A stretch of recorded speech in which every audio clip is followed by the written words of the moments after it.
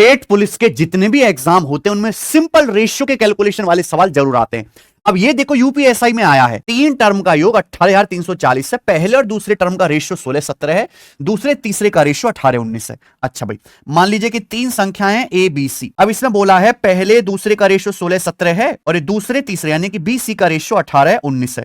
तो कोई मुझे बताएगा कि इन तीनों संख्याओं का तीनों टर्म का रेशियो कैसे निकालेंगे? इसका सीधा शॉर्टकट होता है, आप 16 की 18 में गुणा करेंगे मेरे प्यारे भाई, यह आएगा 288। 17 की 18 में ऐसे गुणा करेंगे भाई, तो 324 से 18 कम 306, और फिर मेरे भाई 17 की आप 19 में गुणा करेंगे, ये आ जाएगा 323। ये तीनों संख्याओं का अनुपात आ गया। अब कुछ भी आप कर सकते हो, बोला है पहले और आखिरी टर्म के बीच का अंतर बताओ, तो पहले और तीसरे टर्म का डिफरेंस कितना है? 323 में से 288 घटाएंगे तो डिफरेंस आएगा जी आपका 35। अब 35 में आता है 7, यानी कि जो भी आंसर आएगा 7 का मल्टीपल आएगा। ना ये आंसर है, ना ये आंसर है, ना ये आंसर है, ये वाला आंसर हो जाएगा मेरे भाई।